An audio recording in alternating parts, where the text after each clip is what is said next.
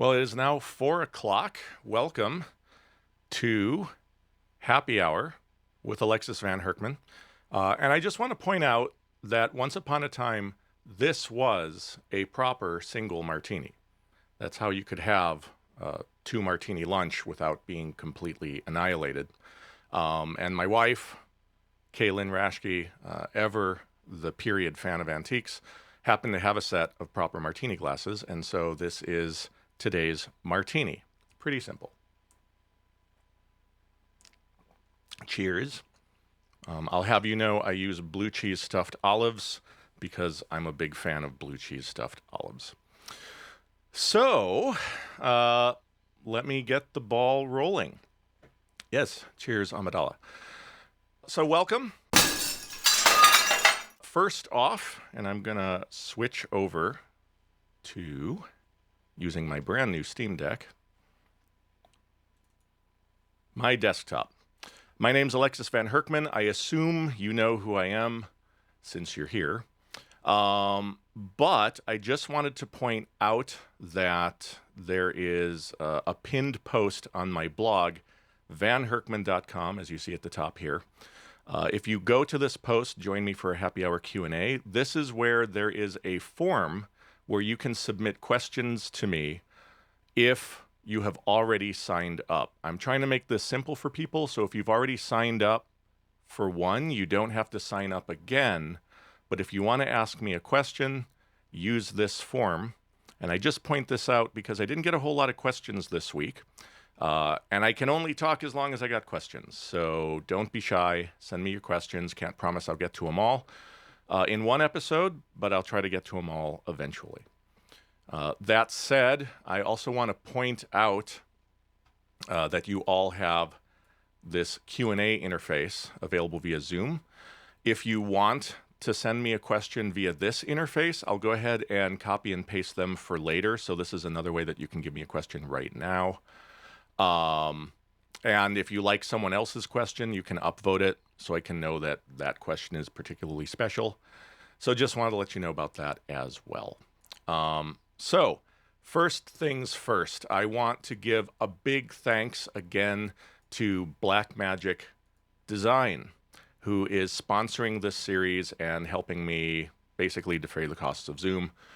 They're being very generous in supporting the community. They make terrific software, terrific hardware, and they keep them priced to be accessible to all of us. So big thanks to Blackmagic Design. They're wonderful people. I also want to give a shout out to Flanders Scientific. They're not sponsoring this. However, I love their monitors, and I'm just reiterating, as I did last time, since we're all suddenly working at home unexpectedly, if you find yourself needing a color critical display and you don't have a lot of money because you're an independent operator, frankly, you're poor, as are we all, go ahead and give them a call. They will probably give you a deal. So just wanted to throw that out there. Also, just because I saw this morning, I want to give a shout out to EndCrawl. They're not sponsoring us either, but John Emmerich, also known as I Am Pliny on Twitter, mentioned that they're offering free licenses of this end titling software for charity or non-commercial projects. They're offering free personal sandbox projects so people can learn how to use it and training. So this is absolutely the best way I've found to do a task that, as an independent filmmaker, I hate. Managing credits is a pain. They have found a way to make it bearable. So hooray for EndCrawl. That's their website, endcrawl.com. And then lastly, I want to give a shout out to Gaia Mount and my producer, Wang Sunjung. And they're being generous enough to let me use the footage from the movie I directed for them, Carry My Heart to the Yellow River, as examples in this series. So big thanks to them. And by the way, that was Bruce the Yak that you just saw. If you know, you know. So all that said, I'm going to go ahead and dive into questions. And for some of these questions, I've decided if the person who asked isn't available online, I'm going to go ahead and find people who might be interested in talking with me about these topics when there isn't a clear example to give. So I'm going to start off with Alvin Yu, who asks how to build a self-library of color styles when you analyze a film. Now, I'm not exactly sure what he means. I think I know what he means. Alvin, are you out there? Alvin, you are not there. So raise your hand if you're a colorist using the interface. Give me a big ol' shout out. And I'm just gonna grab Isabelle. You came up to the top first. Isabelle, how are you doing? Can you hear me? Yes, I can. Oh, yeah. Yes, I can. Hello, Isabelle. Hi, Alexis. So if you were asking me this question, what would you mean but in terms of building a library of color styles when you're analyzing a film? My assumption is that Alvin is talking about, do I take a look at a film in advance? Do I try to come up with styles and grades on my own to show to the client? That's how I'm interpreting it. How would you interpret it? That's what I would interpret it too. But let's be sure, I didn't ask the question. Oh, no. But I'm like I say, Yeah. I'm trying a new format here. Okay. In the Okay. absence of his elaboration, I'll take someone else's elaboration. But I think Yeah, we're on the right track. If you're agreeing with I me, think so. That's how I would understand it. great. If you're agreeing with me, then I'm not insane, which is frankly all I want to know. So I'm going to give my answer, and then I'd actually love to hear your answer because I know you're a colorist of experience. My answer is at this point in my career, and I'll be perfectly honest, I don't grade every single day. I have a very select clientele that I work with. I don't pre-analyze films anymore. I used to when I first started in New York, and I really wanted to impress people. I would ask them to send me the film in advance. I'd watch it down.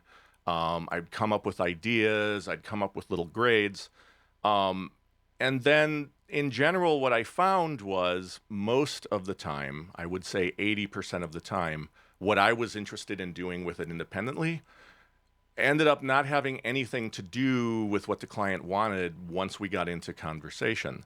And so over time, I just stopped doing that because honestly, I felt I needed to have a one-on-one conversation, preferably in person with the footage, with the client in order to figure out properly what they wanted, and everything else was just wasting my time. I'd love to hear how you work with your clients in this regard. It depends, but sometimes we can try things before and also before they really shoot, to be sure that what they want or that they would like is feasible, and also when depending on the production, then that's very good when they can come at the beginning, and we put the first grading, and they come back when I consider this is ready, and they can see it and to validate or to change things. That's so fantastic that you get the opportunity to work with filmmakers before they shoot. I mean, on bigger projects, I understand that this is very common. On the level of industry where I work, rarely happens. All of the mid-range jobs that I get, reality TV shows, I get what I get the day when they give it to me. So that's But I do have this too, but depending, because I can select my project and I like to work with people, you know, we understand each other most of the time, because I can afford to select a part of my clients, and that's a good thing when we work together as a collaboration, more than as how would you say?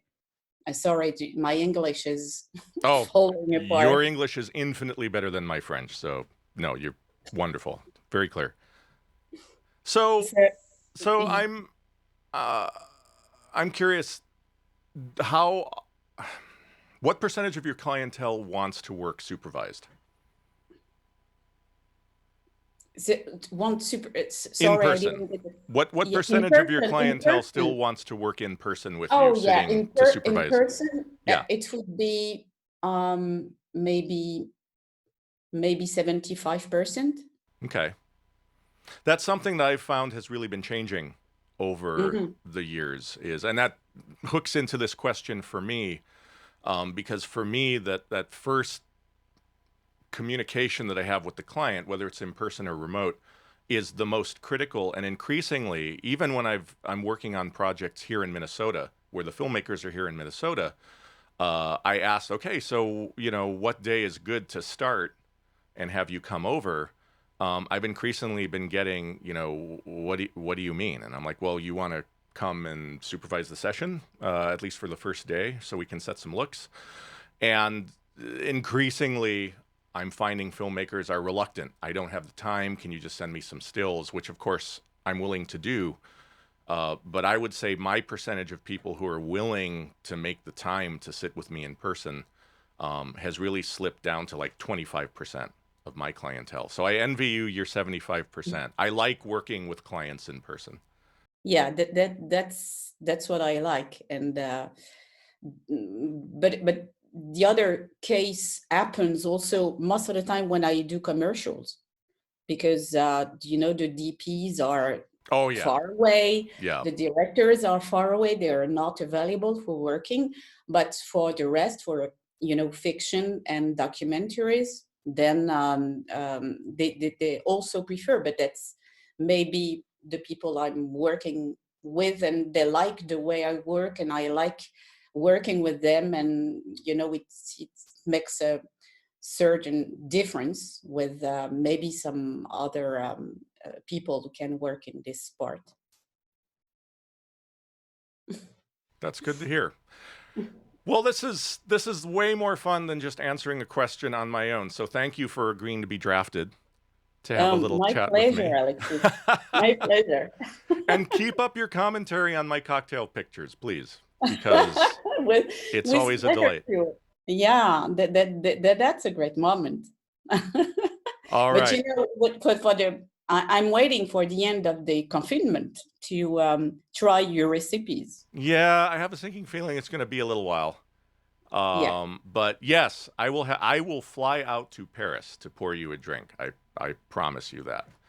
Oh yeah, please come. The two of you come with Kaylin. We Yeah, will. I will be delighted to have you, around. Ab- That will be a real pleasure. Absolutely. All right, on to the next question. Thanks a lot, Isabella. Thank you. Okay, so next question, and this is from Shishi Xing. Shishi, are you out there? No. Okay, this is another one that's kind of in conversation, and I'm trying to interleave questions I didn't get to last week with questions I'm getting this week. So Shishi asks, how do you define good color grading? And I kind of love this question. It's very subjective, but I have a very distinct perspective.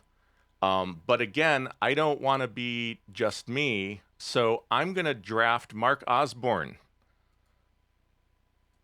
If you don't mind having a chat with me, Mark. Hello? Hey, Mark, thanks yeah, for sure. joining me. Yeah, I'm taking a break in between features to visit you guys, so this is awesome. Awesome. So, those of you who don't know, Mark Osborne is another colorist of great experience. He's done all kinds of stuff you have seen. So, I'm going to give my answer, Mark, and then you can tell me if I'm insane. Okay. Um, I will do that. Honestly, the films that I have seen that have made the biggest impact on me as a colorist are not ones where I was at all involved with thinking about the color correction during the movie. For me, I've always felt that the best color grading revealed itself to me on a second viewing because it wasn't calling attention to itself in the first viewing. My preference and what I tend to do in my work is I favor naturalism, and I like a grade that works seamlessly with what the DP seemed to be doing. And so I think the shortest way I can give my answer is I'm fascinated by grading that makes the DP look good, I guess, would be my initial response. And now, of course, I'm thinking about narrative. I'm thinking about films. I'm not so much thinking about music videos or commercial spots where, having fun is visually a little more the point. But what do you think about that? Well, I agree with what you're saying there. I definitely think we need to make the DPs work exactly what, or at least best we can, is what they intended. Boy, it's funny. My opinion of what good grading is has changed over the last 22 years of grading. There used to be so many hard and fast rules when I first started working for Stefan Sonnenfeld at Company 3. I know for years you always hear from directors and DPs and never magenta skin tones. I hate magenta. Magenta used to be that was sort of a junior colorist mistake, is if you made your midtones to magenta. I certainly got in trouble with Michael Bay, who slapped my hand for making a real 2 magenta in the mids on Bad Boys 2, and I tried never to do it ever since. But now, what's funny is that now it's like I'm getting people to, as a creative choice, to sort of put a little magenta in things. It's funny. It's like really? I used to, yeah, and I'm getting that a little bit more and more. And my point of view is I think lighting's like the script. It's got or acting. It's got to be motivated by something. I'm always like, well, why are we making them pink or magenta? Is there a stained glass window nearby, or is there a neon sign? Something needs to motivate it, right? I totally agree. I mean, you want the color of the subject to reflect the illuminant of the environment somehow. I mean, ideally, if you're going for naturalism. Exactly. Or the second choice is if it doesn't have a motivation, then I say, okay, well then it's just a stylistic choice. It's just because you think pink would be cool. And again, I just like to know a solid answer from my client one way or the other. I hate doing it just because. I like the motivation. But for me, good grading, it's funny. I find good grading is grading that takes it all the way. Years ago, when I was 7 years into grading and I thought I was the bomb, mistakenly, I set some looks for Pirates 2 one night, and Stefan would have to sort of verify my looks. I'd set looks on the dailies of the movie. And at the time, Darius Wolski, the DP of that movie, would call me every few days and give me these very extensive notes on how he wanted things every other day or so. So we were coloring at pretty much 90% of what it was going to be in the feature for our dailies. And one night, I remember I said, Stefan walked by the bay, and I said, hey, take a look at my looks I set for tonight's movie, for tonight's scene. And I thought it was so cool. And Stefan goes, oh, it's kind of flat. I go, what do you mean flat? And I showed him base mem. Then I showed him my look. I go, that's not flat. It's got contrast. He goes, well, you didn't take it all the way. This is a big movie. You got to take it all the way. So he went and quickly in 2 seconds just snapped it up. He got a better exposure. He just saw where the limits were of the negative, black level wise and white level wise. And then he quickly toggled between mine and his. He goes, which one do you like better? And of course, his was better. So I learned not to be cocky, first of all. And I learned that night that I need to explore what the image can handle before I sign off on saying it's awesome. You know? So sometimes I'll see people's grades. I see grades all the time on the forums. Please check my grade out. And the color temperature, like you said, is subjective. But when I feel like, I can feel like they didn't take it all the way, that's when I think that's bad grading. Or it's not great grading. And maybe it's not bad grading. It's grading that stopped at 70%. It didn't go to 100. That's to me I guess, determines a grade that could be better, is when someone didn't explore. Now, it doesn't mean you always, just because it can go higher, doesn't mean that that's right for the scene, but I think you got to at least explore it, because what it does is it helps you find the sweet spot of where it should land. If you just, as soon as you start giving contrast to a raw image, it starts looking better automatically. But you could easily leave it still a little too underexposed if you didn't explore at least where it could go. Mm-hmm. If that makes any sense. But yeah, No, so it to me, does. that's what good grading is. It does. Yeah. It makes me think of a conversation I've had several times now with different people. You work on way bigger projects than I do. And in my little corner of the sandbox of reality TV and mid-range indie features, I am all too often confronted with clients that don't.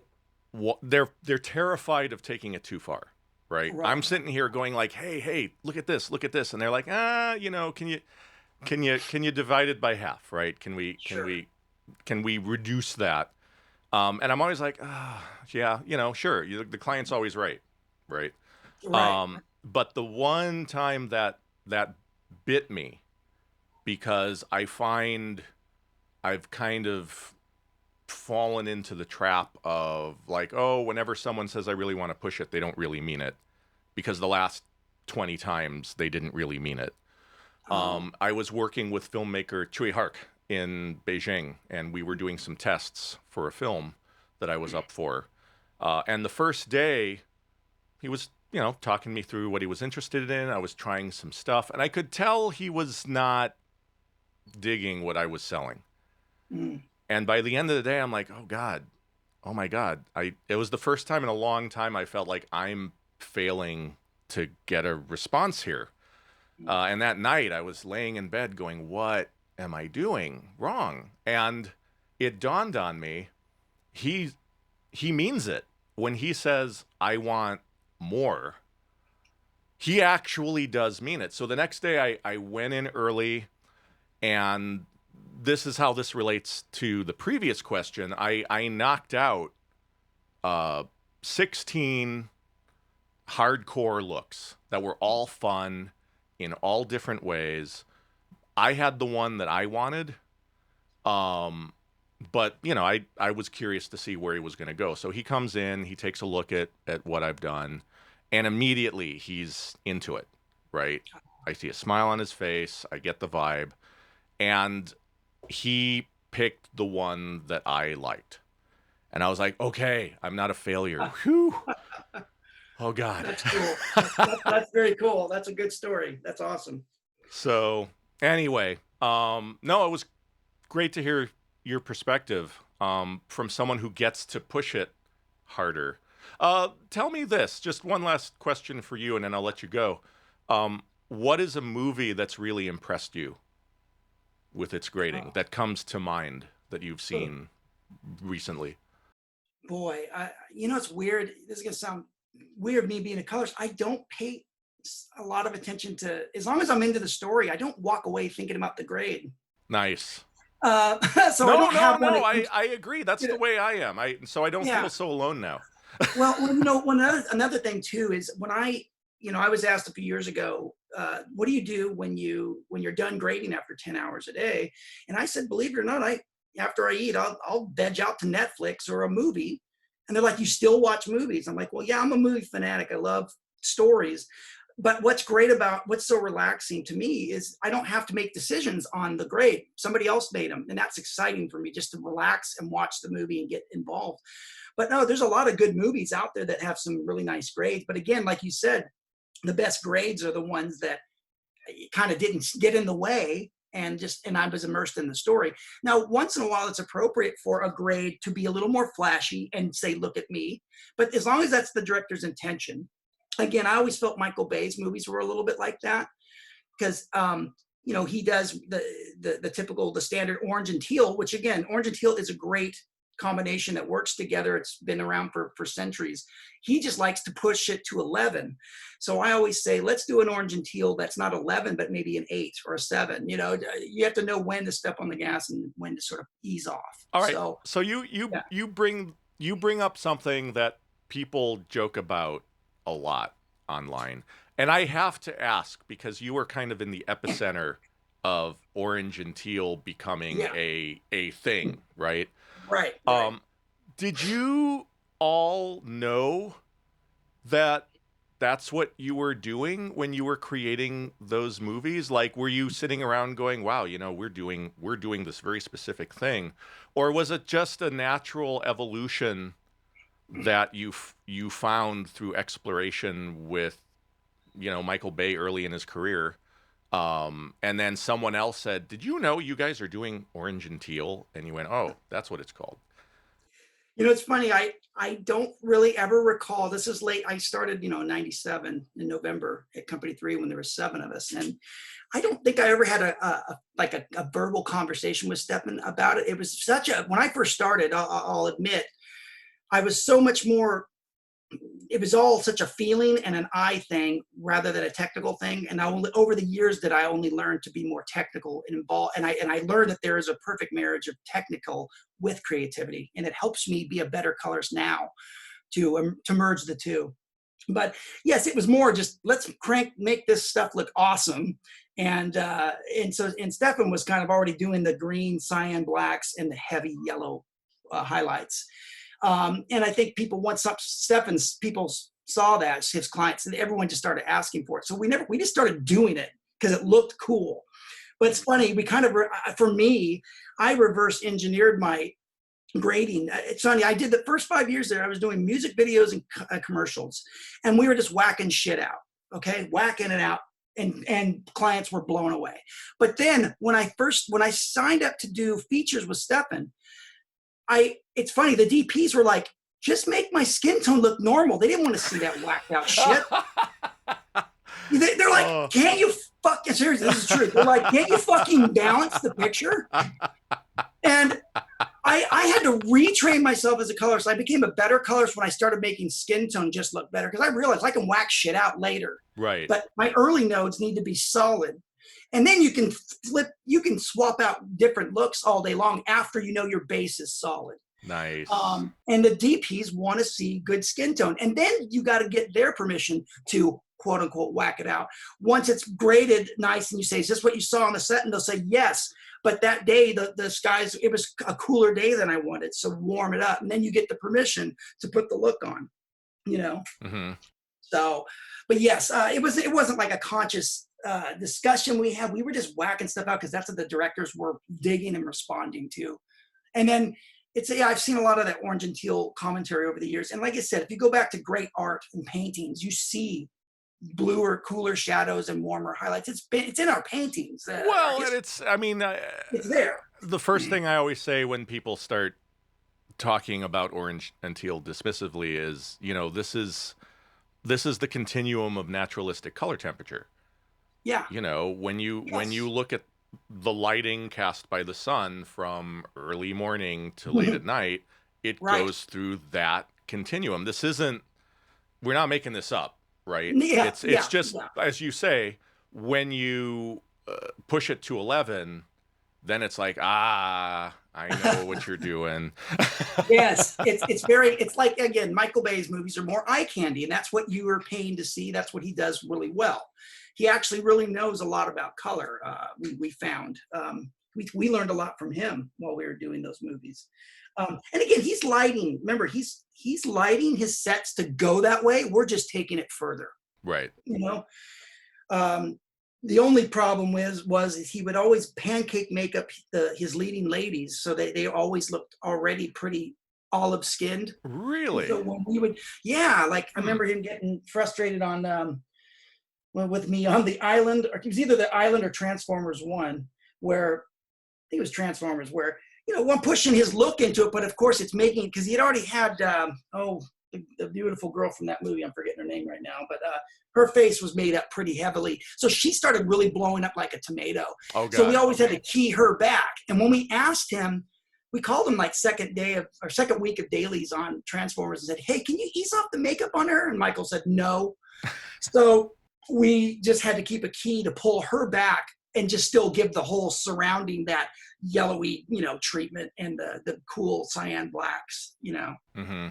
But so grading to deal with makeup on top of everything else. yeah. Yeah. So, but cool. Again, and I don't know if you noticed this, but I noticed a lot of red cameras, a lot of digital cameras sometimes tend to be, they have a lot of red in the blacks anyway. If you just start, you know what I mean? Yeah, And so, I've and it noticed looks that. like all one thing. It looks like a wash. And so you have to take those black levels and put them in a nicer, cooler, or at least a neutral area to offset the mids and the highlights. Mm-hmm. Mm-hmm. I find. And so again, that's the sort of that, it's a gentle version of orange and teal doing that. But the gentlest version of orange and teal is just naturalism. Exactly. Right? Yeah, because that's what you see. Like you said, when you look in the distance, mountain ranges tend to look cooler in the distance in the shadowy areas for sure. And then things up close, foliage, if it's getting sunlight, it's going to go yellowy, at least out here in California. That's the thing. When I went, they sent me to London to, I had done all the Jerry Bruckheimer movies that we were doing back then. But then one year they said I couldn't do Prince of Persia because it had to be done in London. So they literally paid for me to go to London and teach the English colorist, the British colorist, how to do the Jerry Bruckheimer look. And what's funny is, and I felt guilty. I felt like, who am I to come there? But I did it. And he says, because remember, he just his response was when I was showing him what Jerry likes, and I'm doing my oversaturated, lots of yellowy, creamy highlights, cool black, cyan blacks. He goes, "Oh, mate, that's so garish," and I told him though, I've been in London for one day and it's cloudy skies, everything's muted and gray. I said, well, it's all relative where you live. I go, you guys live under gray skies, that mutes the sunny glints off of foliage. But in sunny California, when I look out the window on the 405, I see yellowy highlights on foliage. Right. I see glint. And so it's all environmental. So it looks normal to me, but I understand why European films tend to be a few, maybe 10 points desaturated because that's the world they live in. Mm-hmm. That looks normal to them. So I hear that. Well, hey, I could keep going on and on, but I don't want to buttonhole you, and I have to get on to another question. Sure. So thank you for the wealth of information. You are a bank vault, my friend. Oh, appreciate it. Thank you, Alexis. All right, thank you.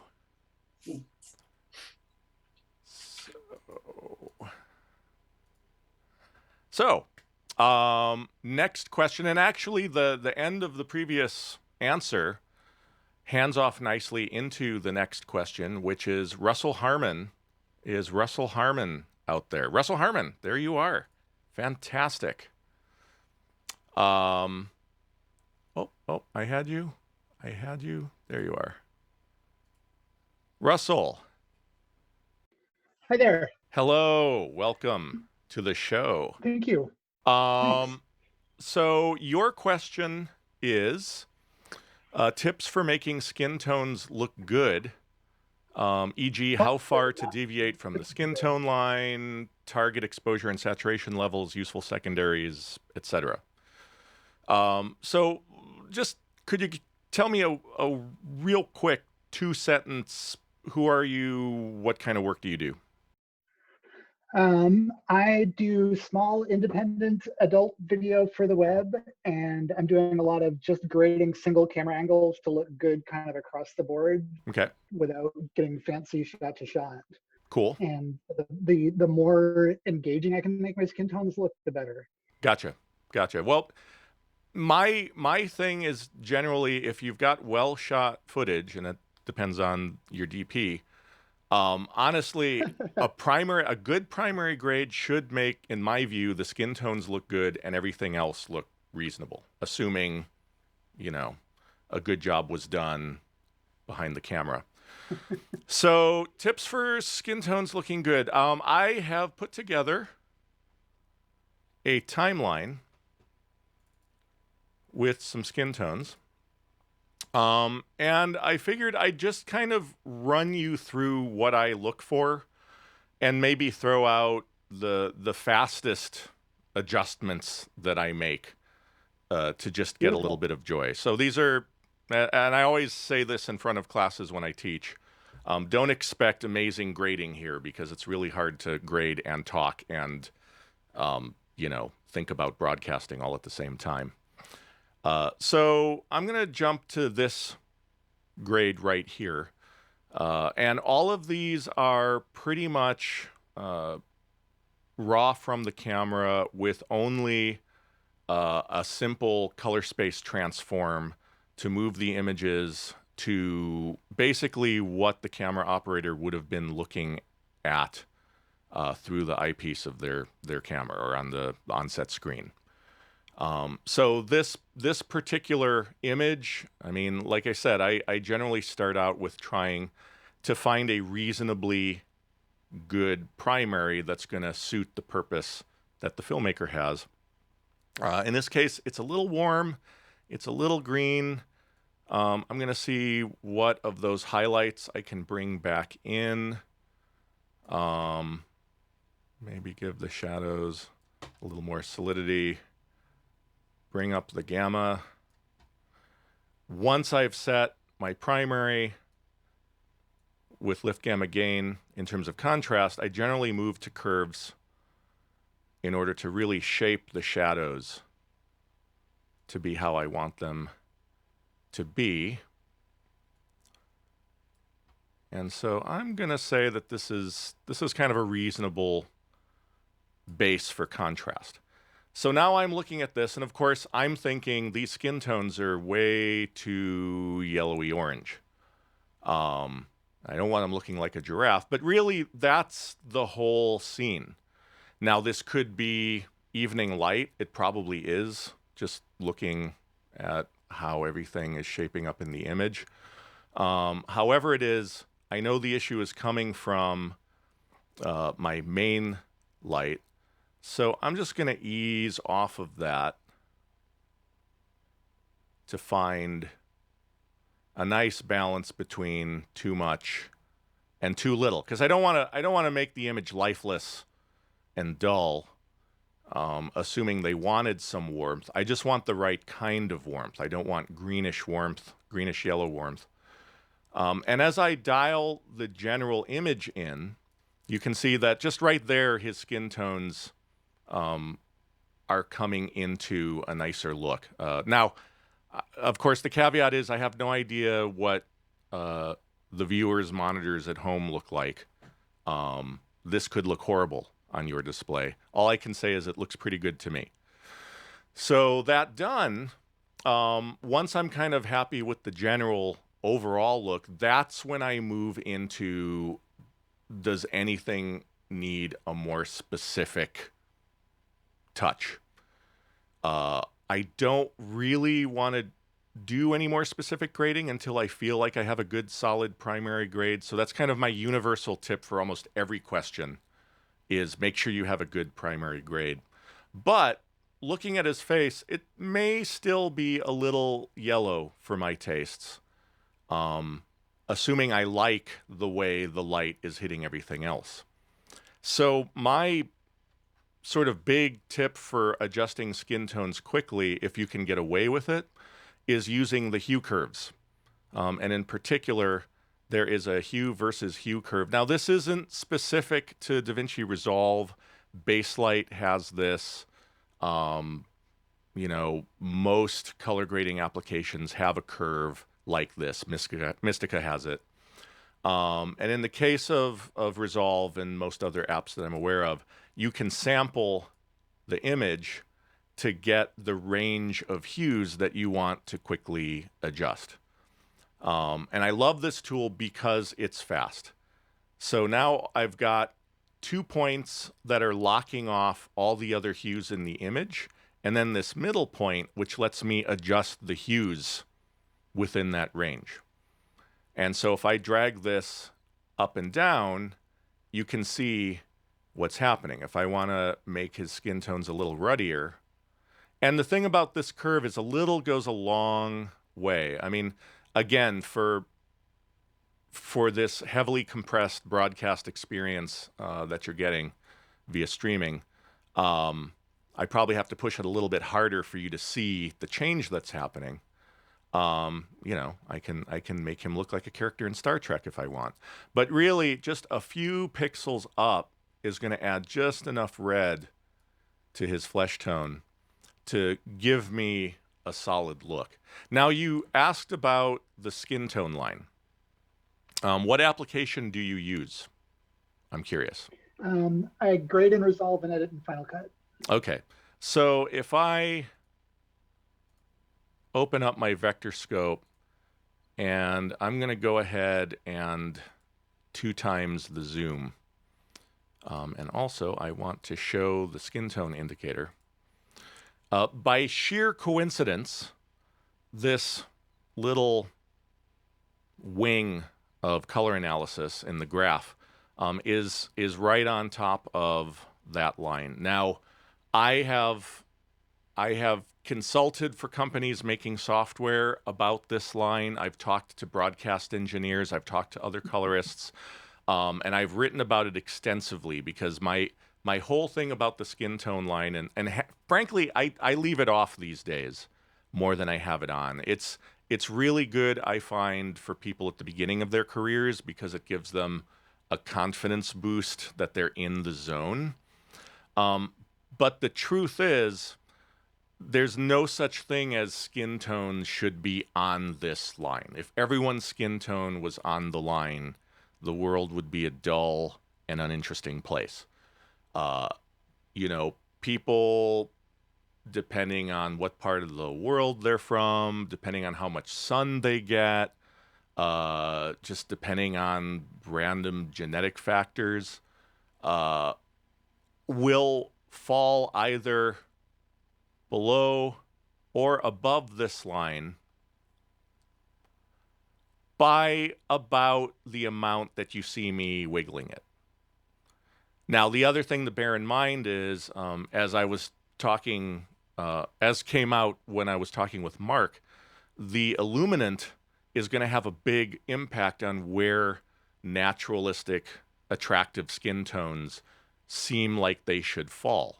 And what I mean by that is if the lighting in the scene is meant to be warm, and I push him to just a ruddy skin tone that ignores that warmth, then he's going to stick out a little bit more, and that may be what you're trying to do. That may not be what you're trying to do. You know, if you want someone who is emotionally bothered, or who's been running in the scene or exerting themselves, there may be more blood flushing the skin that you either want to have there because they're supposed to have exerted themselves, or you may want to take that out a little bit because it's a bit much. I've had documentaries that I've graded where a woman was crying because it was an intense interview and she was talking about really heartrending stuff. And she was just one of those people who, when she cries, her face went bright red. It was naturalistic, but, you know, I had considerations for her because I knew that she probably wouldn't want to see herself on the big screen red as a beet and crying. So I tuned that down a little bit. I left a little bit of red in because obviously she was supposed to be upset, but I just, you know, wanted it to not be too extreme. So these are other considerations in terms of trying to figure out what is the ideal skin tone for a given situation. But that line is just there as a general rule of thumb for the vicinity of where skin tone tends to be. The last thing I'll say is the reason this line is universal is because while the exposure and lightness of skin tone varies very widely, obviously, the hue doesn't vary nearly as much because the hue of skin tone is informed greatly by the color of hemoglobin, and the color of hemoglobin is pretty much the same across all populations. And the reason for this is skin is very translucent. It glows. Light penetrates the skin and lights up that hemoglobin. And as an added fun fact, your level of health can impact your skin tone. You know, we talk about people turn green when they're ill. That's not untrue. People turn blue if there isn't enough blood getting into the oxygen. But the funny thing is, if you look at something like a vector scope, those changes are going to be very subtle. And in the case of people who are quote unquote turning blue, that's really more of a saturation thing. If I go to my hue versus sat, you know, what you see is this arm of red skin tone diminishing and traveling towards the complementary of blue. It's kind of a bit of an illusion. But this is something I learned when working on a project where the lead actress was pale, a very pale redhead. And I kept trying to figure out, you know, what is making her so pale, because it's not like she was without color. But the more I worked with her skin tone, I really found any adjustment I would make to neutralize excessive orange in the background would desaturate her face like that. And that's when I really kind of came to value the role that saturation played in skin tone and not just swinging the hue around. So yeah. And in terms of exposure, there is no perfect exposure for skin tone. It depends on the lighting. It depends on the type of grade you're doing, high contrast, low contrast. And of course, it depends on the human being you're grading and the lightness of their skin. So, you know, it's impossible to talk about ideals when it comes to skin tone lightness, other than relative to the scene and relative to who they are.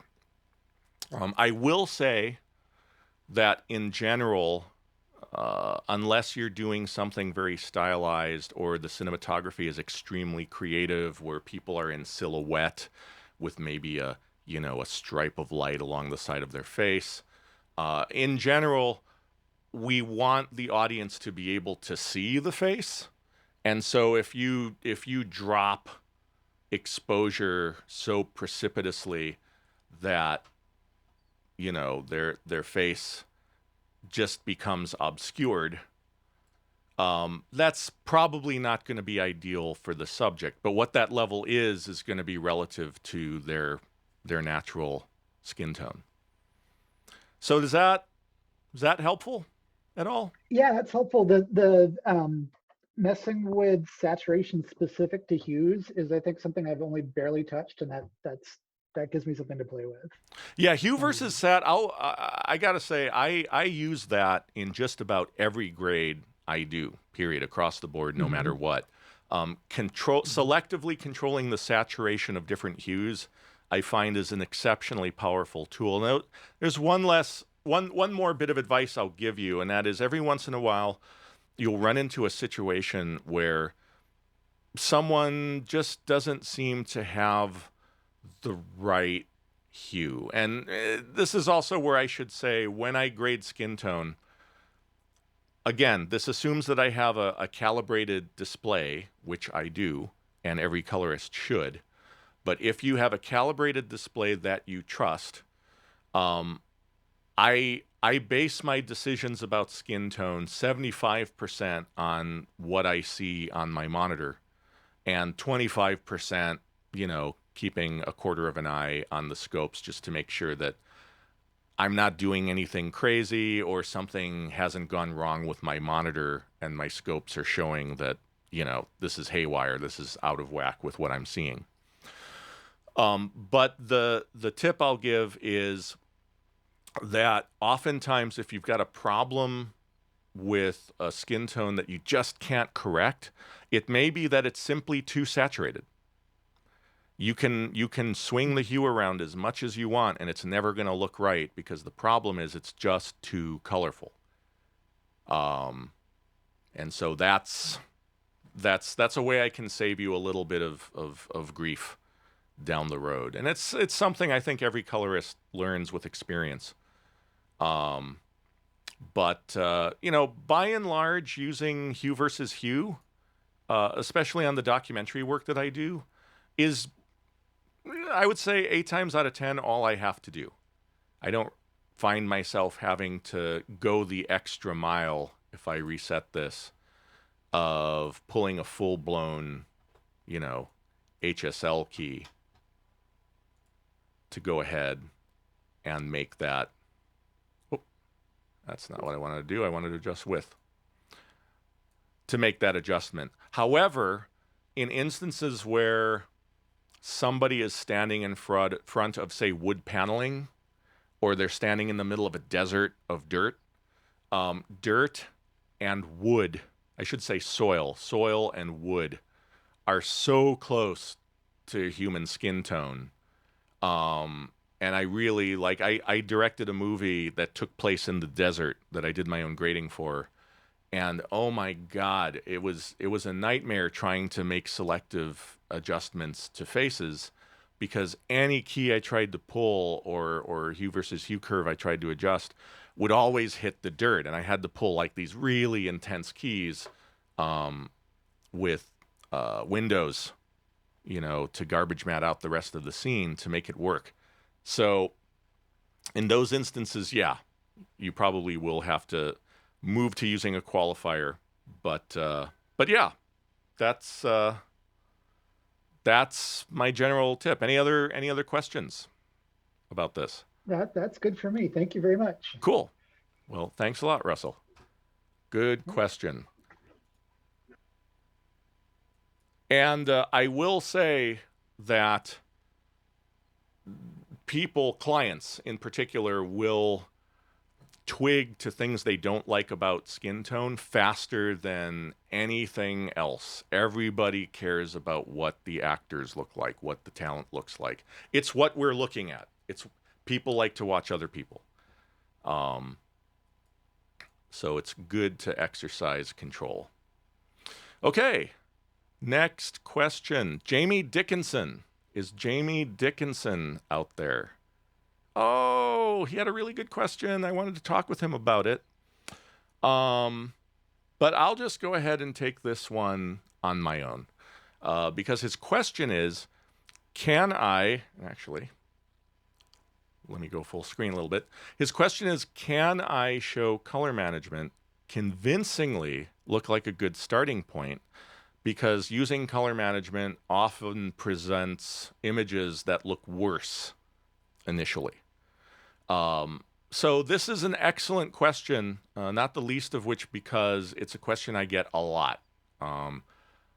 People often tend to think that color management is also a way to automatically grade the image. Even if you don't say that, it's tempting to think, well, I've used color management to automatically transform all of this source media into this ideal, you know, timeline color space for me to work in. So why does everything look so bad? Why do I have all these overexposed shots? Why do I have all of this stuff that just doesn't look quite right? I thought color management was supposed to make everything look decent. And that's not what color management is for. Color management is for managing the initial color space transform from your camera raw material or your transcoded material with tagging done to specify which camera it's from, and maybe if there are multiple settings for a given camera, what those settings are. So when you do that, it's kind of like applying a LUT to just normalize something. you're not necessarily going to get a perfect image. And this, let me switch to Resolve so I can actually show you. Like here, this is a perfect example. I'm using the Color Space Transform plugin to deal with this shot, but I could just as easily be using Resolve's color management, which if I go into color management would be DaVinci YRGB color managed. And when I turn on color managed, if I've got camera raw material, then what ends up happening is every single camera raw clip gets automatically transformed from the native colorimetry for that particular camera, because all of the color tags Resolve uses are based on information that camera manufacturers provide about how best to transform media from a given camera into another color space. Now, in Resolve, you get to choose what that timeline color space, that intermediary working color space is.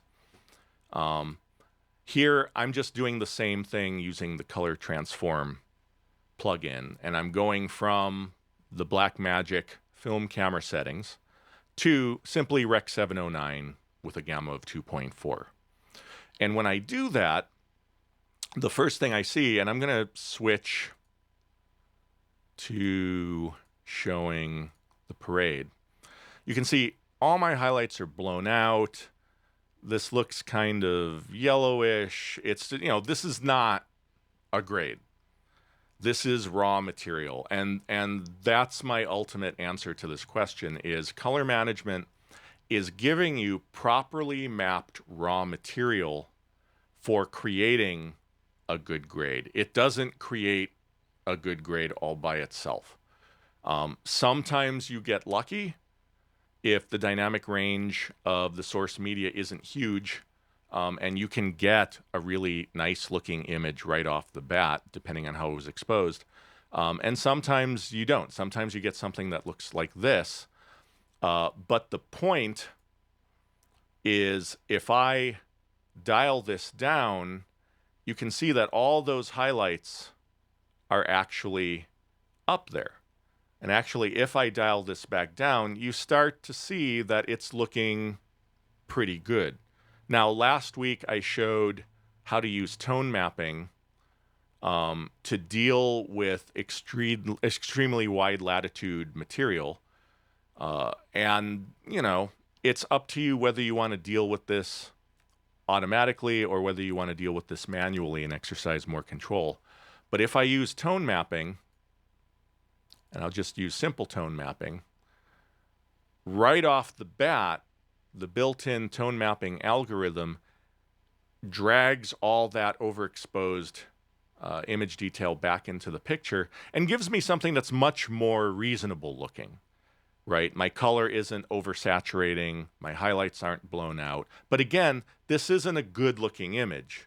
This is simply a suitable beginning for what I want to do. I've saved a step in terms of normalizing the image and then turning a lot of cartwheels to try and figure out how to deal with the saturation and the overexposure. But it's still incumbent upon me to be a colorist and grade this, right? So I may go ahead and adjust those blacks a little bit if I'm doing the lift gamma gain thing. I'll go into my custom curves and start getting my hands on it to create the look that I want to create. Maybe dial that saturation down a little bit more, throw a little more warmth into those highlights, yada, yada, yada. So that's my shtick about color management is color management's job is not to give you a good-looking image. The job of color management is to enable you to take potentially a lot of disparate pieces of media from different cameras and to park them all into the same color space, the same working color space, to give you the easiest possible start for doing the grading that you then have to do yourself. I'm a big fan of color management. I've done a couple series using color management to give me that starting point in order to work more efficiently and faster.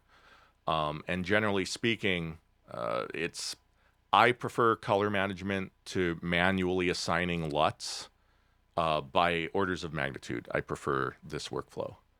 So I'm curious, those of you listening right now, raise your hand if you use color management in some way currently in your work. I'm curious to see how many of you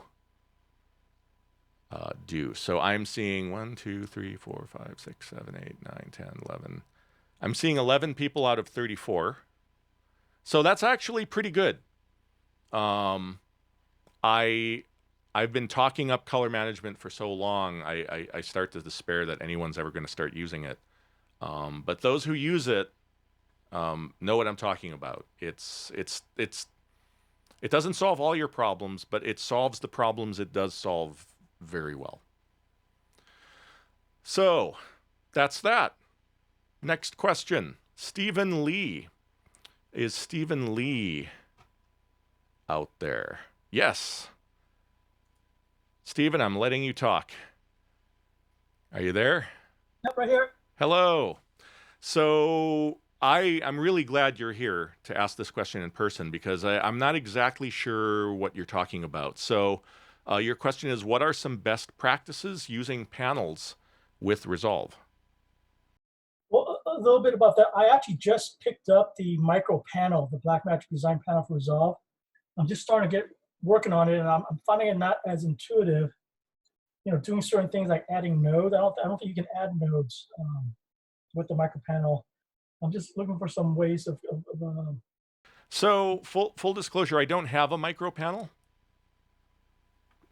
but I have the mini panel, which let me haul it out. Actually, I have this shelf of control surfaces because of the writing work that I do. So it's kind of convenient to be able to check things out. And I know that the micro panel from Blackmagic is basically, it's the same as the mini panel, it just has the top cut off. So I'm looking at it, and no, there are no buttons for adding nodes down at the bottom. I mean, it's a matter of when they designed the panels, they needed to figure out how to keep the price low because these are priced pretty aggressively given the build quality they have. And, you know, take what I say with a grain of salt. I do work with DaVinci, so I'm not going to say anything bad about them, at least not on the air. But honestly, these are great panels, and everyone I've talked to who uses them really loves them. The balls and the rings feel wonderful. The buttons are solid, the knobs are solid. And the decision that they had to make, I imagine, was they wanted something where they wouldn't have to design two completely different things, and that would help bring the price down. So they had to decide, what are we going to put at the top of the panel and what are we going to put at the bottom of the panel, knowing that only the things at the bottom of the panel were going to make it into the mini. So just about everybody I know with their own grading system gets a Stream Deck to supply the kinds of things that they want to get ready access to, that whatever control surface they happen to own, whether it's a Blackmagic control surface or a third-party control surface from Tangent, for example. There are actually a lot of different control surfaces out there that are compatible with DaVinci Resolve. But they'll get a Stream Deck, which I actually finally got one myself. And it's really cool, I gotta say. I've been kind of reluctant to jump on the bandwagon because whenever everyone's talking something up, I always have to be a bit of a naysayer. But no, it's a cool thing, and it's now here. I'll show it to you if you haven't seen it already.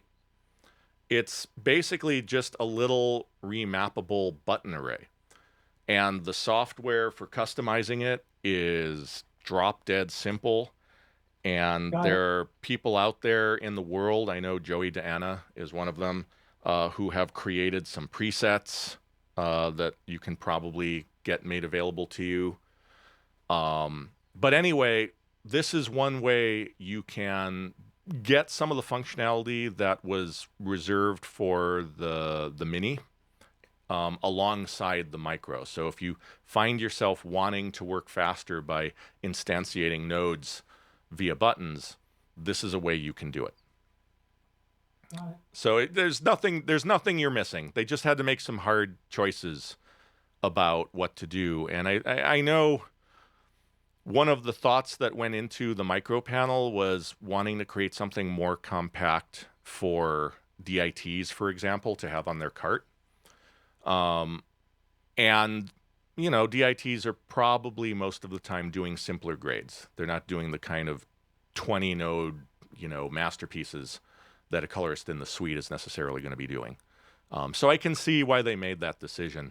By the way, I am going to take the opportunity to talk up the Mini. If at whatever point you're like, you know, I've done everything I can do with the Micro, I wish I had more functionality. The Mini is amazing. And I say this as somebody who owns the advanced panel. And I, you know, maybe I shouldn't be saying this, but if I didn't already have the advanced panel, I would probably buy a Mini for my home suite because it's really good and it gives me so much of the functionality that the advanced panel has. Now, when I grade, obviously I still use the advanced panel because it gives me more simultaneous control over things. It allows me to, the way I like to put it, I don't feel that it necessarily makes me faster to grade, but it enables me to put more creativity into the same amount of time spent grading. So I think it makes me better in the same amount of time. Whereas if I didn't have a full-blown control surface, you know, once upon a time I graded with mouse and keyboard, and I didn't do nearly as much stuff, or at least I didn't get through as many shots doing as much stuff as I do now. So having a more capable control surface and having additional devices to let you map additional functions will allow you to quickly just add more value to every grade you make without thinking, oh, you know, do I really want to spend another 30 seconds setting up this other thing or whatever. You just go, boom, all right, I did it. So any other questions along these lines? No, that was great. My workaround is actually mapping some of those keys to a gaming mouse. I know people who do that as well. Yeah, that's been great.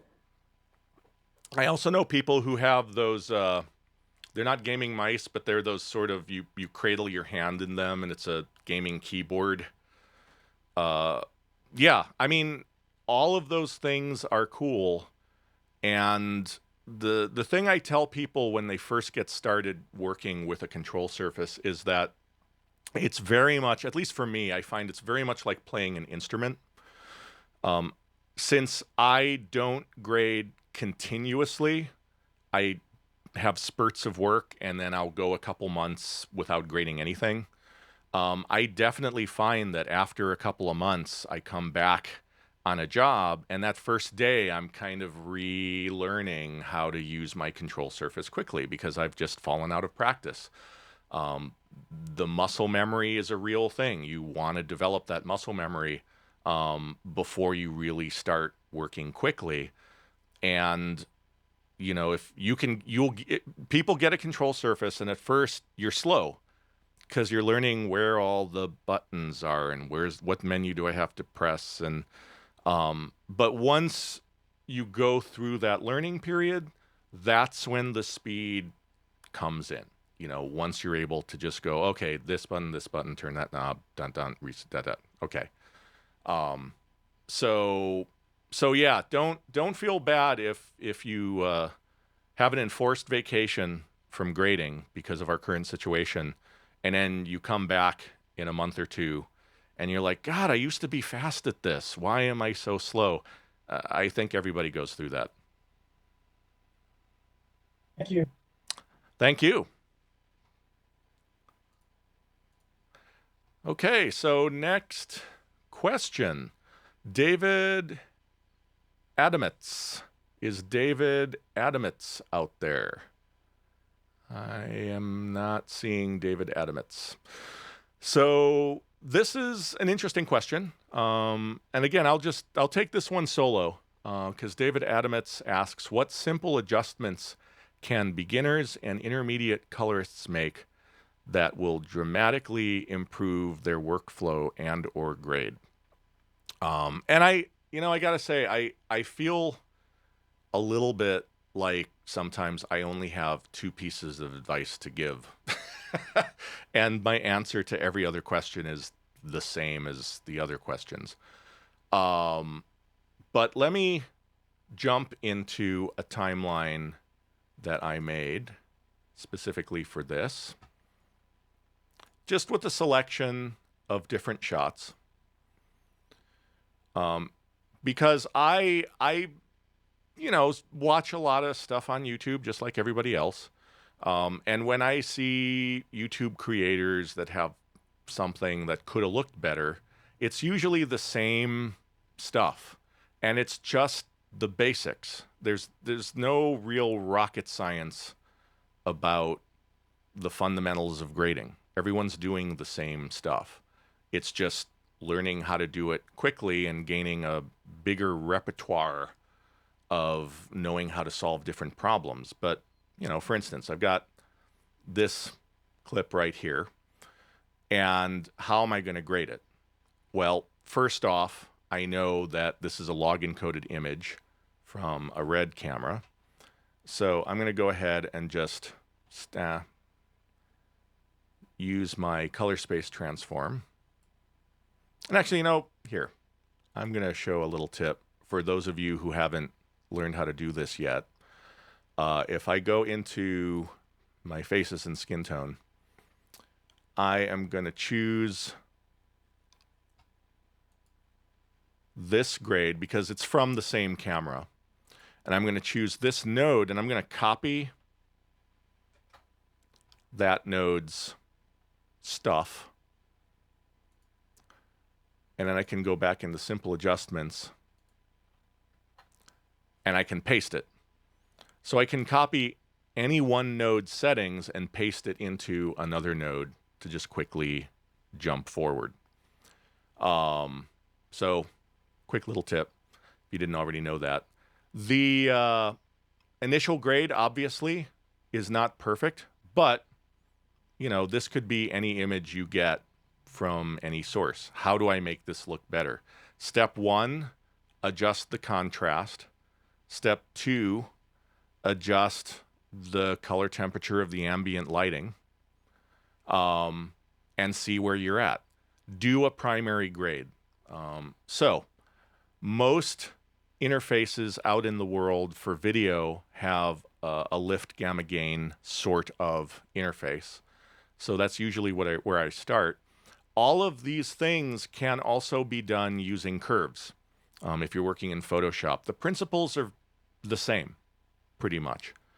But really, for people who are just getting started, learn how to see what's on your scopes. The parade scope is a great place to start. Learn how to understand when you've got image detail that's being clipped up at the top that you can dial back in by dropping gain. For every single shot that I grade, I set gain and I set lift. Gain is determining what the brightest thing in the picture is. Lift is determining what the darkest thing in the picture is, once gain and lift are adjusted, I can adjust gamma to taste based on the quality of lighting that I want the scene to have. And these are all interactive. Raising gamma may make me want to drop lift again. But that's the very first thing I do is I adjust contrast. And I adjust contrast to try and achieve the most pleasing look across the entire image. That's really the best piece of advice I can give you, is start with these simple contrast adjustments and grade the overall image. Those are the 3 adjustments you have to make to get most things looking pretty reasonable. And then you can get into, all right, I'm going to be adjusting the color.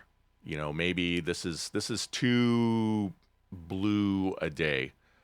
Sunlight coming through clouds tends to lose a lot of those red wavelengths, and so you end up with a very bluish light. That's naturalistic. If you want it to be a rainy day, I'm golden. If I don't want it to be a rainy day, or if I want it to make it look like the sun's coming out, the gain color balance control then is where you can put a little bit of warmth, as if it's coming from the sun or the dominant illuminant of the scene. If you only adjust one color balance control, this would be it. Now, having it be warm but this low contrast probably doesn't make sense. The last tip I'll give you is curves. The reason I always move to curves after setting contrast with lift, gamma, and gain is because lift, gamma, and gain basically lets me rough in what I want to be happening, rough in my levels. The curves then allow me to get much more precise about how I expand my contrast. And as with other curves that I've shown, I do this pretty much every grade. I mean, not this particular curve, but using lift, gamma, gain, and then moving to the YRGB curves to adjust the overall contrast. I do this as my starting point for just about every grade. And then I might want to drop saturation a little bit, because when you expand contrast, you pump up saturation. And this is my starting point. Teaching anyone who's a beginner, this is what I want you to learn how to do quickly. This is the fundamental of any operation you do. If you can't do this quickly, then you're not going to be as efficient later on. And you should go through all of this before you touch a single secondary. If you don't have a base primary grade, you don't have a good starting point, and you're going to start chasing your tail really quickly. So yeah, those are the simple adjustments I recommend everyone do. Every application I know of lets you make these adjustments. So that's that. So next question.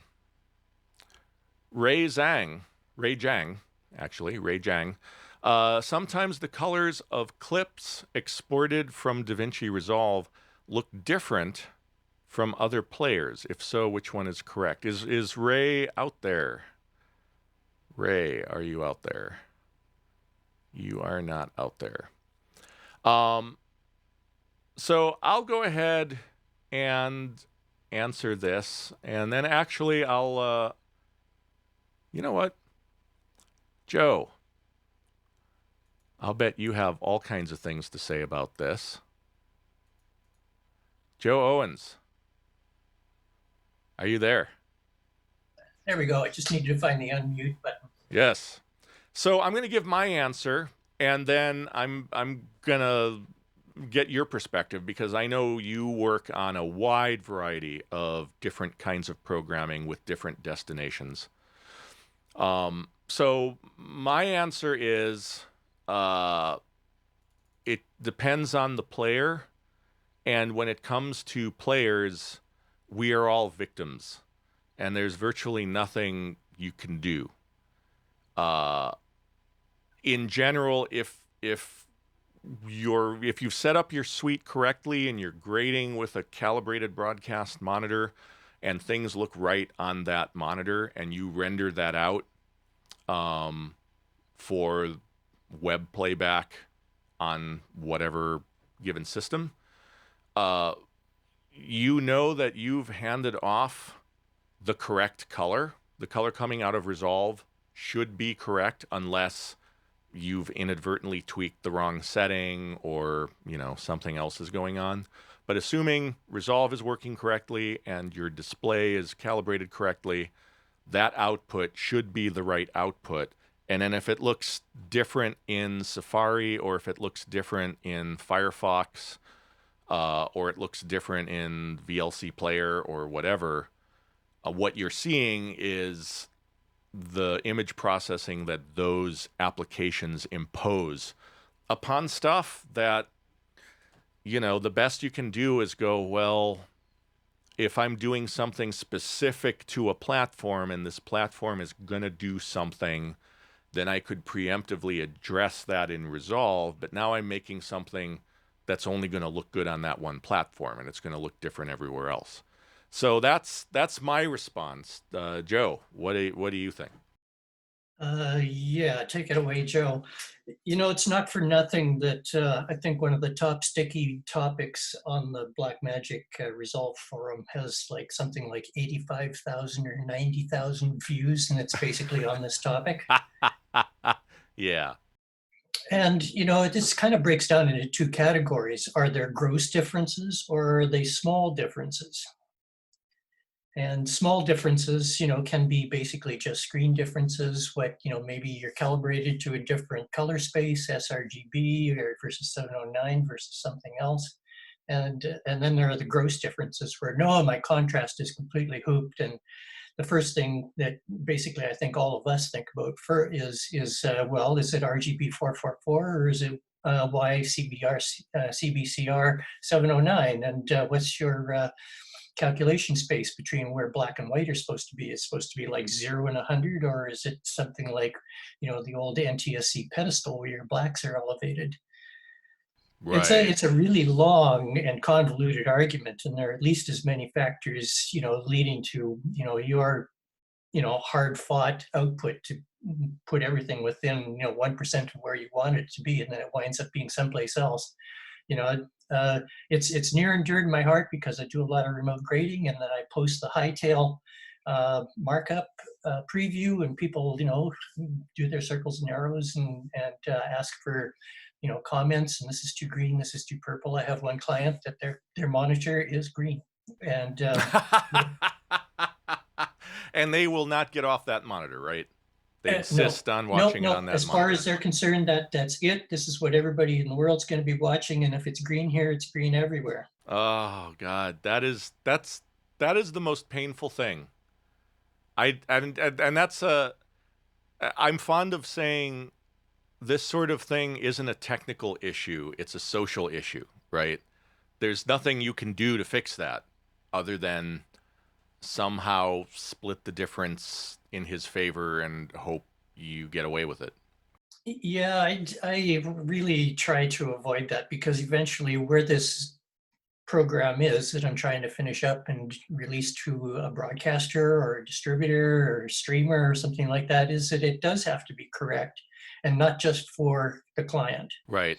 That this has got to work on thousands of or millions of screens across the world on demand. So I have to ask then, I mean, if you won't get in trouble for answering, in that particular instance, what do you do?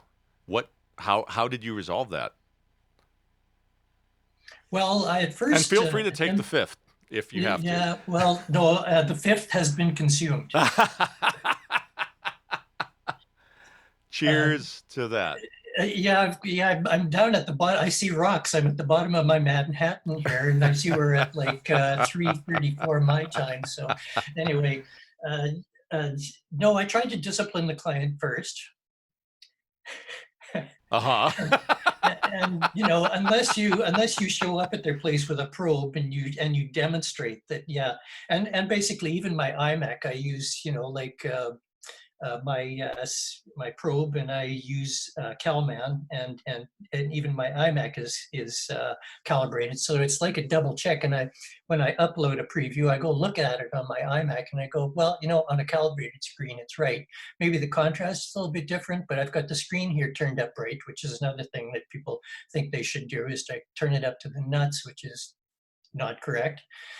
But anyway, basically, I knew it was right. So what I needed to do was really zero in on what it was that they were specifically worried about. And going back to like the previous part of your presentation today, it was flesh tone. And this one particular character, their makeup, just because of the underlying skin tones and the way the makeup was applied and the lighting that was in play, a lot of times his shadow areas were green. And so what I did was just used your trick, hue versus hue, went in there, isolated his face, tracked the living hell out of every scene for an entire series in which he appeared, and just pushed that a little bit more magenta. And, you know, just so it wasn't horribly bad, but it fit in with the rest of the flesh tone, and it didn't kill the rest of the scene. Mm-hmm. So that's how I dealt with it. Gotcha. Yeah, I mean, remote, and this is obviously a hot topic right now, is dealing with remote clients, and getting those approvals. You know, how can you do that knowing that virtually everybody's got a monitor that's not right? And it can be as subtle as, you know, I was working with a client on a film, and their display, I didn't know it was a little red, but I knew based on the feedback I was getting, every single comment was, you know, oh, this looks a little warm. This looks a little warm. And I'm looking at my monitor going, you know, so I kind of split the difference a little bit there on that job. But I also said, look, it was a film festival job. And I do this with a lot of my festival clients. I say, let's kind of withhold the last 4 hours of this job for after a couple screenings. If you're happy with what you're seeing, let's just hold back 4 hours so that you can see it in a few screenings on a few different situations, right? I want them to see it on preferably 3 or 4 different projectors, and televisions and monitors, because having gone through the film festival 3 times now as a filmmaker, I'll tell you, every single projector is different.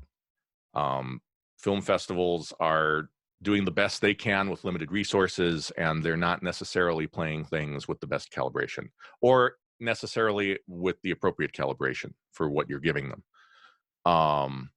So I'm sympathetic, but you know, that works out well, because then they came back and said, oh, now we see what you were talking about. It actually looked fine in the theater. I can now see that my display is a little bit warm. And I'm like, haha, I win. So I like the idea, and I've heard this from other people, and I've done it myself, that Apple's iOS devices are actually reasonably accurate relative to a lot of other possibilities. And so that's something I've moved towards asking. If somebody has an iOS device, it's like, could you please watch this on your iPad and tell me what you think? And in those cases, I do feel like the feedback is reasonably good. What's your experience, Joe? And the iPad Air that I've got is stunningly close. When I did the CalMan calibration on my iMac, the dots came back in the vectors, and I was honestly surprised. It was probably the closest thing out of the box that I've ever seen, this iMac 5K Retina display. Mm-hmm. It was just amazing. Oh, wow. Yeah. Well, that's nice to hear. It was, and it gave me a lot of confidence that I could actually look at the height, you know, look at my upload back on another device, on a basically what could have been an uncalibrated device, although it is as accurate as I can make it, so that what is on the screen is really what the values are that are being calculated. Mm-hmm. They were there. Nice. And so you know, I can honestly say to myself that yes, I am seeing here what they're seeing there, and when I get the feedback, I can react to it in an objective way, instead of going, oh, you know what, I don't really think we're on the same page as to, you know, how we're comparing apples to oranges here. Mm-hmm. So Yeah, I think that's the only really tough thing about remote grading for me, is just dealing with whether or not the feedback you're getting is based on an accurate look at the image that you're handing them or not. Everything else I find is fairly easy to manage. Again, I prefer working with clients in person. I just find it faster and more efficient to be able to go, oh, you know, how about this? And they go, oh, that's great. What about that shadow? Oh, how about this? Great. Okay, done. Rather than, you know, I've sent you some images, I get feedback on the images, I do another round of images, I send those out, I get more feedback on the images. You know, I'm happy to get work any way I get it. But I just love sitting with people in the suite. And it's funny because back when I was an editor, I did not love sitting with clients in the suite. When I did broadcast design, I did not love sitting with people in the suite. But as a colorist, there's a back and forth that's very real time that I've always enjoyed. And I miss it now that I do a majority of my work remotely. Well, when I started out as a telecine colorist, 110% of what I did was client supervised, person in the room. We're sitting right beside each other, and you know, controlling every pixel. And occasionally, if I was, you know, a good enough relationship, is that DOP start training them a little bit and going, well, you know, feel free to reach in here, and this is what this does. And if you know what I'm hearing is not what I'm doing, or not, I'm not doing what you want me to hear, then just, you know, hit me on the head here and turn that knob, and and we'll get there. Hmm. But it's dropped off to zero. Right. Yeah, it's kind of too bad. I mean, if there are any filmmakers out there, I really want to stress that sitting, you know, the colorist is the last person who decides what your audience is going to see. And if you care about your image, I know you're busy. I'm a producer, writer, filmmaker. I know very well how busy you are. But take a day and sit with your colorist and work with them. Because you will find it rewarding, and you will find that you get the results that you want. You know, you get that critical first day of conversation and interaction. It's just going to make everything go better. So, and it's probably the one time that filmmakers get to just sit down and chill out, because at that point everything's going crazy. There's a zillion things to do.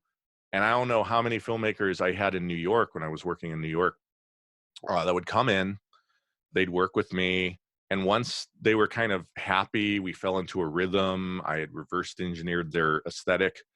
I had a few clients take naps, just fall asleep in the chair. You know, I had some jazz playing, the lighting is subdued, like, and then afterwards they're like, wow, this was just the best day, Alexis. And I'm like, cool, awesome.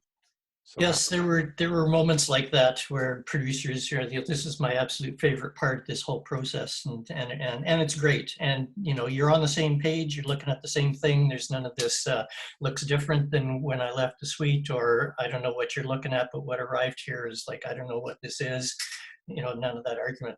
Before we take we're getting past your hour and a half here. First of all, number one, thank you for doing this, and number two, what a great interviewer you are. Oh shucks. Oh shucks. Thank you. Move on. I you know what? It's great. This show, has become a really interesting way of meeting different people in the industry. So I really hope people ask more questions, and I'll wrap up now by saying, please ask more questions. I'll log them for next time, and show up, because I want to talk with you. I want to learn about what you're up to. I want to hear more about your question, and I want to have these conversations. So thank you to everyone for attending. Great happy hour, and cheers.